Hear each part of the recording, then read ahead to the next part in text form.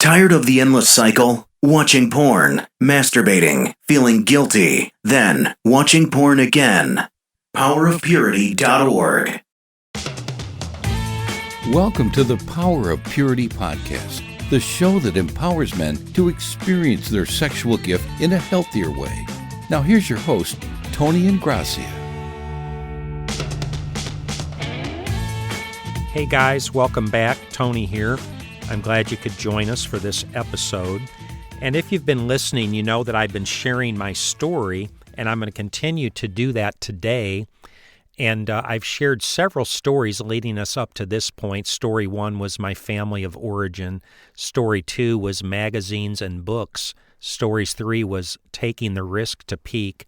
Story 4, hurting my body, was about the discovery of masturbation. Story 5, ungodly role models. Story 6 was sexual abuse, and that brings me today to story number 7. And for lack of a better title, I'm just calling this optional stories, because the fact is I really have several stories that I could tell here, and I'm probably just going to tell one on myself. It's a story that I'm pretty embarrassed and ashamed of, and really quite horrified, but I'm going to share it with you anyway. As I've been going through my story, you might notice that what I've shared so far concerns mostly things that have happened to me, right? Living in a wounded, broken, and fallen world. My family of origin, the way my mom and dad were, the way my family was growing up, the discovery of pornography, the discovery of masturbation, and then the influence of ungodly role models, some senior male role models in my life and the way that affected me, and then being sexually abused by 2 older women.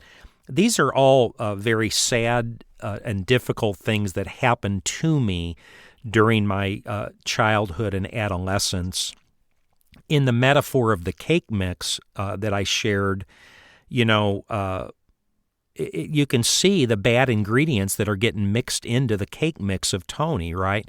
The development of my sexual self.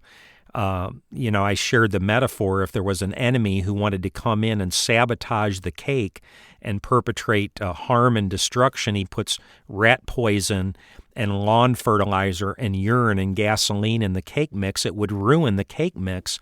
Well, it's as if God intended for me to become a particular young man, and including my sexuality, that I would be a man of purity and a man of holiness and a man of God, and that my sexual self would develop in an appropriate, healthy way. But here's all these unhealthy, unholy, terrible ingredients getting kind of put into the cake mix, getting mixed in there from the very beginning. In the metaphor of the rocket ship, this stuff is bumping me off course, off trajectory, the sexual trajectory that God intended for my life, you see. But the fact of the matter is that the brokenness in our life isn't always just about bad things that happen to us, but it also concerns the people that we become as a result, the person that we become.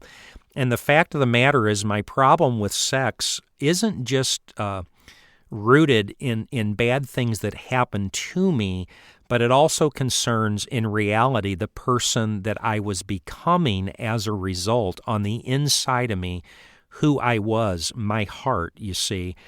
And the fact is that I was becoming a very sexualized young man as a result of these exposures and experiences. And I believe that just the proclivity of my own natural flesh, my own heart, apart from God, would have a bent toward sexual sin and disorientation. I have this idea that the human heart is... the Bible says that the heart is deceitful above all things. The heart of man, apart from God, apart from God's love and influence, there's darkness and evil that can live in the heart of human beings. And imagine if you had a watermelon and you took a machete and you and you whack that watermelon right in half, where you split it open where you could see right into the inside of it. Well, imagine if you could do that with a human heart. If you could take the human heart, not the physical organ, but the deepest, truest part of a human being, their heart. If you could cut it open with a machete and look inside, I guess what I'm saying is that the Bible teaches us that there's sin inside the human heart, and that every human being has a proclivity or orientation toward certain kinds of sin. You know, kind of like if you took a 2x4 or 2x6, there's a grain in that wood, right? So if I gave you a 2x6 and I said I have an assignment, and what I want you to do is take the grain out of that piece of wood. Could you do that? Well, of course not. You could never take the grain out of a piece of wood because it's embedded in there. There's no way to get it out. And I think the Bible teaches that there's a grain of sin inside the human heart, a tendency, a proclivity. And I guess what I'm saying is that I just believe that for whatever reasons that the bent, the grain of sin, the orientation, the proclivity of the sinfulness of my own life has always been towards sexual sin. And I think there's some different reasons for that, some different things we'll talk about even as the podcast unfolds. But the point I'm getting to is, what I'm trying to say is that my problem with my sexual self wasn't just rooted in bad things that happened to me, but was actually rooted in the person that I was, in the depths of my heart and who I became. And that's really what I intend by this story 7. And I'm going to share a story 7, that I just call a photo of myself. And again, I'm very ashamed of this story. I'm very horrified by this story. And I'd rather not tell it, but in the interest of honesty and transparency and making my story known, I'm going to share this story. I don't know how old I am. I'm thinking I'm 13 or 14 years old. And about this time, I get a crush on a young lady at school. I'm attracted to this girl. I notice her. I like her. And of course, as an adolescent boy, I have no idea what to do. How do I approach her? How do I talk to her? What do I say to her? So I don't know what to do or how to let her know that I like her. And as a result, somehow it occurs to me, and this is the part that I look back and I'm just horrified. Do you know how you look back at certain things that you did in your life and you're horrified and you think, who was I? What was I thinking? How could I possibly do what I did? Well, for some reason, it must have come into my mind and my heart, into my frame of reference. I decided that what I was going to do is take a picture of my penis and give it to this girl. And so my mom and dad had this, these old instant Polaroid cameras. And so they would, you would take a picture with this camera and it would immediately spit out the bottom of the camera, the photograph, and it would expose itself with the light in 3, 4, 5 minutes, and the photo would appear on the film. And so I decided to take this picture with this Polaroid camera. And I guess I had the common sense to try to protect myself with some sense of anonymity, which tells me that I must have intuitively knew that this was wrong and I should not do this. And if I get caught, I'm going to get in trouble. So what I did is I got some blankets and I put it over the washer and dryer downstairs so there'd be a very neutral background that couldn't be identified. And I postured to take this picture of myself, and I guess doing this was kind of stimulating, erotic kind of experience for a young boy. So I remember that I was erect, and I take this photograph of myself. In this moment, I'm thinking of how common it is for kids to do this even today, this whole phenomena of sexting where Kids take pictures of themselves naked, take pictures of their genitals and send photographs to each other. It's something that's very common, and apparently it's something that I discovered way back when, even though it wasn't something that everybody was doing back then. So anyway, I have this picture now, and I have to try to get it to this girl, and I guess I knew I couldn't just walk up and give it to her. I didn't know for sure what to do. And so my plan was during recess, we'd have lunch break, and kids would be around talking in the hallway and this and that. And what I did is very incognito, I walked by her desk and I slipped this picture into her textbook so that nobody saw me put the picture in there, and nobody knew what I had done. And so class resumes the next hour, and I'm sitting across the classroom, and I can see her out of the corner of my eye, and I actually see the moment that she discovers this photograph. And she's looking in the book, and she turns the page, and here's this photograph. And I see her pick it up, and she looks at it, and I can immediately tell that she's like, I guess, shocked or horrified or surprised. And she does the last thing in the world that I ever expected her to do. She jumps up, she runs forward to the teacher's desk, and she shows this to the teacher. And everybody in the class is working on an assignment at this time, and I hear this scuttlebutt, this whispering back and forth, like this as her and the teacher are talking, and suddenly the teacher stands up and literally pounds his desk and says, "Attention, attention! I need everyone's attention. Something has happened here, and this is very inappropriate, and you know who did this, whoever did this, and a picture has been discovered, and this is very inappropriate. This picture should never have been put in this book, and I need to know who did this, who put this picture in this book, and whoever did this, you must come to me and talk to me immediately after class. I need to talk to you." And of course, I didn't say a word. I'm horrified. I can't believe that this is happening, and I never expected this to happen. And so I'm kind of shrinking down within myself, and I'm thinking, there is no way, dude. There's no way I'm going to confess that this is me, that I did this. I guess I knew I'm going to get in big trouble. I could tell by his reaction, and I already knew that I shouldn't be doing this. So, of course, I never said anything. I never went forward, and the fact is I never got caught.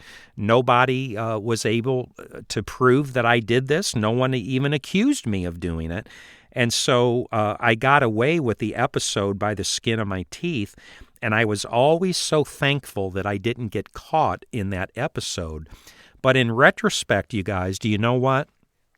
I think this episode is incredibly sad about my life. It's a sad story. It's a terrible story, and I think it's a significant story for several different reasons. For one thing, I was always thankful that I never got caught, but in retrospect, I came to the place when I was in my own therapeutic process that I realized the best thing that could have ever happened to me is if I would have got caught in that episode, because it's as if I could have had a chance maybe to deal with some issues in my life that were going to follow me and cause a lot of problems in the years to come.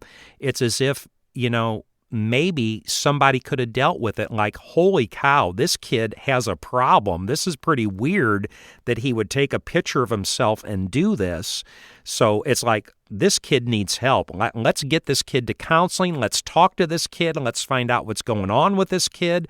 Why in the world would he do such a thing? And maybe I could have had an opportunity to have some therapeutic intervention in my life at that point that could have helped redirect the way that my sexual self was already being misaligned and so misguided, you see. It's just, it's terrible. And I wish that I would have been caught. And I think it's sad to think why in the world would a 13 or 14-year-old boy even think to do such a thing? Why would it even be in his frame of reference? It's like this should have never happened. But in retrospect, as I talked about this with my own therapist and I'm trying to understand my story, my own sexual story and history, and how I got to the place where I had a sexual addiction and sex had so much power in my life and soul, why sex was controlling me and I was not controlling sex for so many years. And in retrospect, I realize, even though it's a sad story and it's a tragic story, maybe it makes sense. Maybe the story makes sense, When you think about my story, when you think about a young boy's story and all the things that happened to him concerning his family of origin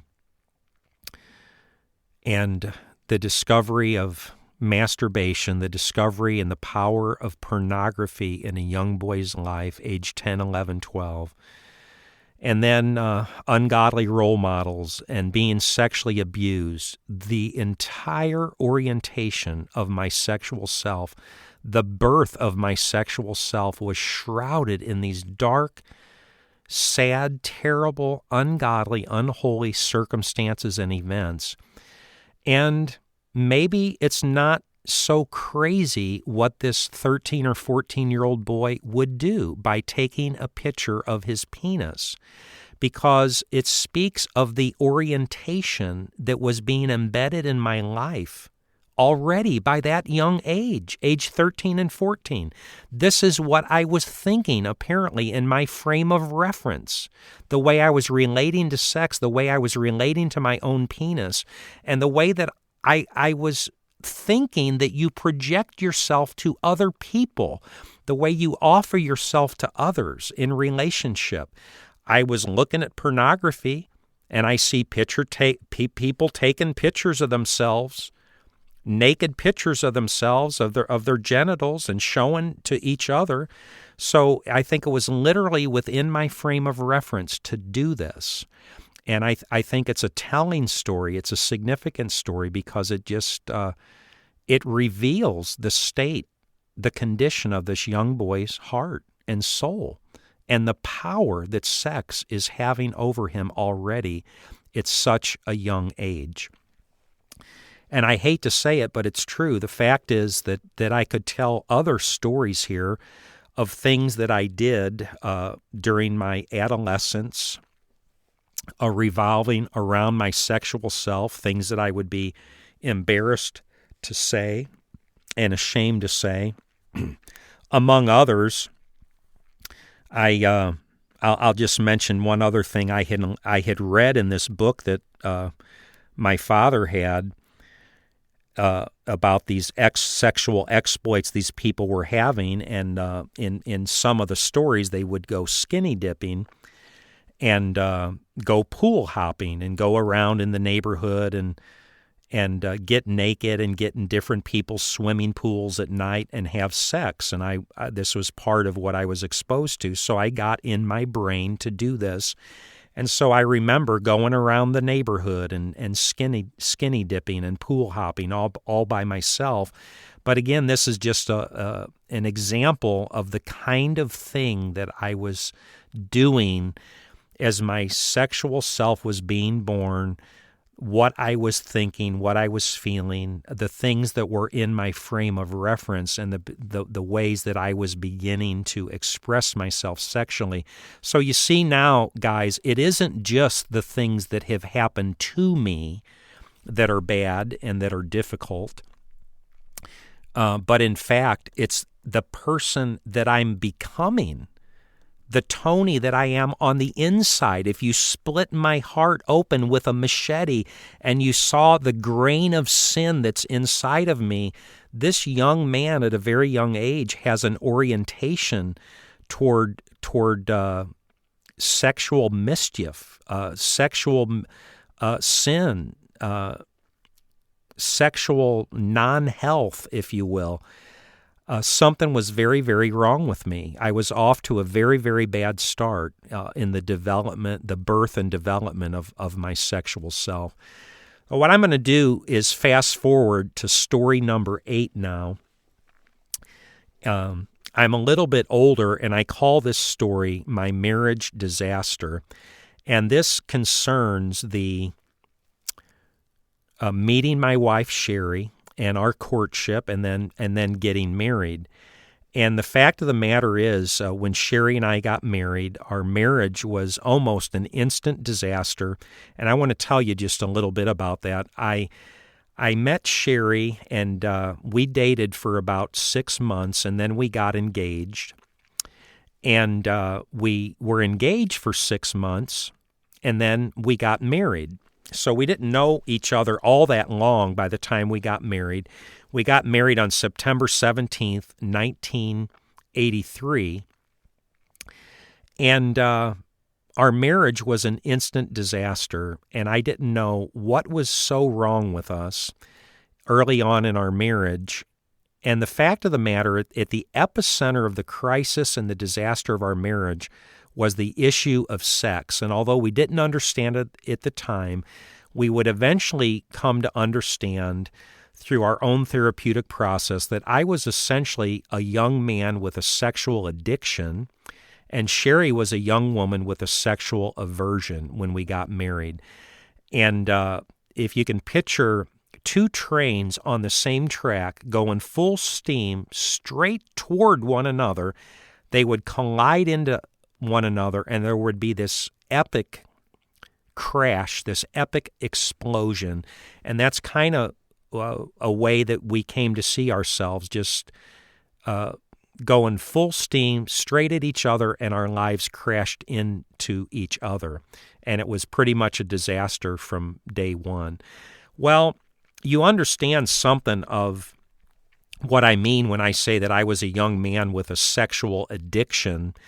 You've heard enough of my story at this point to see the dynamics that had been put into my life and the person I was becoming age 10, 11, 12, 14, 16, and how sexual addiction was born in my life, I think, at a very young age. And what I want to do now is take just a few minutes and share just a little bit with you some of my wife's story, Sherry's story. And before I do this, I want you to know that I do so with her permission. Sherry and I have been to hell and back in the context of our marriage. We've been married 32 years at the point, the day that I'm recording this podcast. And it's really a miracle that her and I are still together, because we did go to hell and back in our marriage, and sex was at the epicenter of our crisis. But anyway, we're a miracle. We're a miracle, and we've come to the place where we believe that God wants us to share our story with other people in the hope that our story might help others and inspire others and help others begin to understand their story and why they've struggled so long and so hard in their lives with some of the things they've struggled with. And that's what I meant when I said I hope our story is a kind of template for you to lay over your story, to invite you into your story as you hear our stories, and help you maybe begin to connect the dots and understand more of your own brokenness and understand how God wants to bring His healing and redemption to your own life. So I share Sherry's story with her permission. So just a few key facts about Sherry's story. Sherry's family of origin was very broken, was very dysfunctional, I should say, as every single family is. I said earlier in the podcast, I believe every family is dysfunctional, basically because the Bible says everybody is a sinner. And so what's normal? You know, it just looks different in every human life and every family, but every family has their issues. And there were certainly significant issues in Sherry's family of origin. And then when Sherry was 13 years old, she had her very first sexual experience, and she was raped at the age of 13 by a guy that was 18 years old. And if I told you nothing more of Sherry's story, that would be enough, wouldn't it? Wouldn't it be enough to know that she was raped at the age of 13? Can you imagine how an event like this would affect a 13-year-old girl? the way it would affect her sense of herself, her sense of femininity, her sense of her own sexuality, her ability to trust men, and her understanding of what sex is and the way sex works between a guy and a gal, and just all these profoundly horrible consequences that were perpetrated upon her through this event. She was raped at the age of 13. And the way this happened, Sherry was hanging out with some girls in the neighborhood. There was 4 or 5 of them. She was the youngest at 13. There was a 14-year-old and a 15-year-old and a couple 16-year-olds. Well, the 16-year-olds could drive, and one of these 16-year-old girls had a boyfriend who lived in Illinois. And, of course, we grew up in the St. Louis area in Missouri. And so this 16-year-old girl wanted to go see her boyfriend, so she'd get the car. And can you imagine this carload of girls from the neighborhood? They all pile in the car, and they drive over to Illinois so this girl can go see her boyfriend. So here's Sherry, a little 13-year-old girl, going to another state, and her mother doesn't know she's going to another state. So this carload of girls pulls up to this house, and they all go in. Mom and Dad aren't home, and sure enough, there's a bunch of guys in this house. So in a short matter of time, basically this 18-year-old guy takes this 13-year-old girl, and he pulls her in a bedroom in this house, and he does this thing. He perpetrates himself upon her. He rapes her. You see, it wasn't a forcible rape in the sense that she was kicking and screaming, "No, no, no, don't touch me." It wasn't like that. In fact, she really was so naive. She essentially didn't understand what was happening to her and what he was doing to her. In fact, she was so naive that she later asked one of the older girls, "What is a virgin?" Because during the event itself, he asked her, "Are you a virgin?"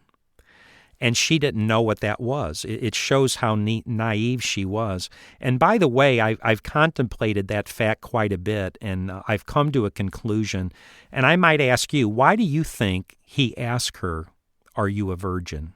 during that event? And I've come to believe, I think he did that essentially because he wanted to know that he was taking this little girl's virginity, because it had to do with conquest, in other words. It had to do with power and control. He wanted to see this as a conquest and to know that he was taking this little girl's virginity. And, of course, that's our understanding of rape, that rape is not a sexual event as much as it is a power event and a control event, a perpetration of violence, power, if you will. So he does this thing to this little 13-year-old girl. She doesn't really understand what happens to her. And you would think that as a result of this experience, it would push Sherry the other way, and that she would resist against sex, and she would want nothing to do with sex as a result of this event. But in fact, it had the very opposite effect to her, and it actually invited her into the world of promiscuity. You see, at this time, this carload of girls from the neighborhood that she's hanging out with, they all have boyfriends, and the fact is they're all being sexual with their boyfriends. And so Sherry kind of learns from her peer group, this is what you do if you want a boyfriend. And she's like every other true blue, red-blooded American girl. She wants a boyfriend, right? She has longings in her heart that are pure and that are justified and understandable. Will a boy love me? Will a boy want me? Will a boy think I'm pretty? Will a boy want to hold my hand? Will somebody want to be my boyfriend? Will a boy want to kiss me? So she wants a boyfriend, just like all the other girls want a boyfriend. And she's watching these girls, and what's being modeled to her is that when you get a boyfriend, you're you're sexual. You have sex with this boy. And so she begins to do what these other girls are doing, what's being modeled to her in the same way I suggested in my story, ungodly role models. You see, we learn how to think about sex and how to talk about sex and what to do in sex, how to be sexual, from those around us who are teaching us, and we're watching them and observing and we're learning. So Sherry is invited into a world of promiscuity. And basically from the age of 13, 14, 15, 16, 17, she begins to date guys, and she's looking for a boyfriend, right? And what do you think the guys are looking for? The guys want to get in her pants. That's what the guys want to do. And so guy after guy begin to take advantage of her sexually, and she's kind of disoriented in this. In the verbiage of the old song, how does it go? Looking for love in all the wrong places, looking for love in too many faces. You see, Sherry was looking for love, and the guys are looking for sex. And so she's taken advantage of through these adolescent years. And at the age of 17, Sherry gets pregnant. And she's horrified. She doesn't want to have a baby. So she quickly sneaks and she gets an abortion. Her mother and father never even find out about the pregnancy. And she then reports by the time she's 18 and 19 years old, she's basically depressed all the time. Sherry reports later that she remembers crying all day long, crying sometimes for 2 or 3 days at a time. She would just cry. And she didn't know why she was crying. All she knew was that she hated herself. She didn't like herself. She felt disgusting. She felt yucky. And she intuitively knew, these boys don't love me. My boyfriend doesn't love me. He just wants to use me for sex. And so sex begins to make her feel dirty. Sex makes her feel used. Sex makes her feel yucky, you see. And although she doesn't understand what's going on in her life, she decides to try to kill herself. So at the age of 18 and then again at the age of 19, she tries to commit suicide 2 different times. Thankfully, both of these attempts are rather lame attempts, and they're unsuccessful, thanks be to God. And she's a very deeply troubled young lady, obviously. And then I meet this young lady when she's 21 years old, just a couple years after this. And when I meet her, she is a beautiful young lady. I can see her outside, you see, and she looks like a beautiful young woman. She is a beautiful young woman. She's still a beautiful woman. I think she's unbelievably beautiful, always has been. And so I'm attracted to her. I think, man, she's awesome. This is great. I love this girl. She's a beautiful girl. We get into this relationship, and unfortunately, we become sexual before marriage. I begin to treat her like the other guys had treated her. But we decide at some point that we're going to go ahead and we're going to get married. And so we move toward our marriage. And this is when we come to the marriage disaster. And I believe I need to close this podcast at this point. So I'm going to wrap it up here. I hope you can join me in the next episode, and I'm going to continue this story. God bless you. I'm glad you could be here, and have an awesome day. Thanks for listening. Visit powerofpurity.org for more resources and information. And if this podcast has been helpful or encouraging, please invite a friend to listen. Until next time, remember, there's power in purity.